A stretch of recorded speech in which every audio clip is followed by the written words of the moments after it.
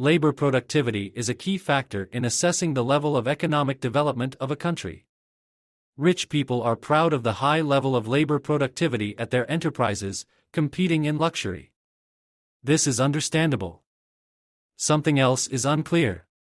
What are the poor proud of?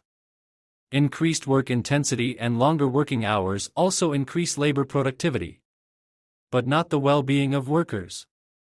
On the contrary, its growth is inversely proportional to the standard of living of ordinary people. The higher the labor productivity, the worse the standard of living.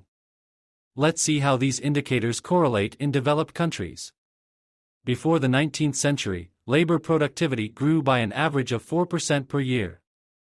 Most of the population then lived in rural areas and were engaged in agriculture. Rich people tell us that peasants used to live in dugouts in poverty. They were hungry, walked barefoot, and rarely lived to be 30 years old. Of course, we believe the rich, because they care about our well-being and tell us only the truth. But just in case, let's check. Let's look at photographs of peasants from the early 20th century. Unexpectedly, we see very large houses. Only very wealthy people can afford such houses these days. Everyone is dressed in bright clothes and there are many children with them.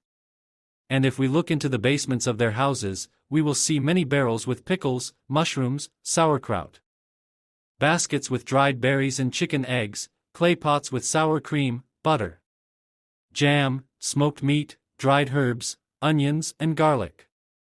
But the main food supplies did not fit into the basement and are stored in the barn in the form of grain and root crops. And also in the form of live piglets, chickens, geese, cows, sheep, and goats. The more children there were in the family, the more hands there were and the more food. Of course, they had to work in the summer. But they rested all winter. There were no problems with housing either. If necessary, the whole community helped build a large house. Many people yearn for those glorious times.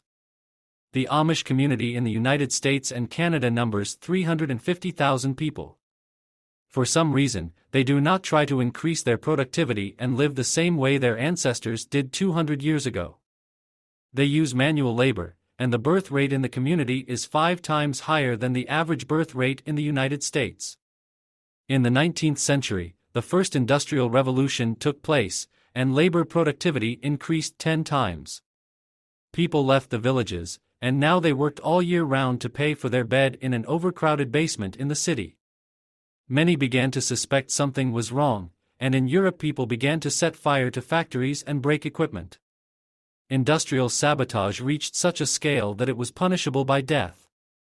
Government troops in England waged military operations against protesters that exceeded the resistance to Napoleon. And then they told the rebels that their standard of living had increased. In the 20th century, labor productivity increased 50 times. Now people work 12 hours a day, 7 days a week, pay rent or a loan, and can barely feed one child. Either the third or fourth industrial revolution is approaching, as a result of which labor productivity will increase 10 times. People will probably have to work 14 hours a day, 7 days a week, to pay the rent for the dog kennel they will have to live in. There can be no talk of children in such conditions. So what does the increase in labor productivity give us?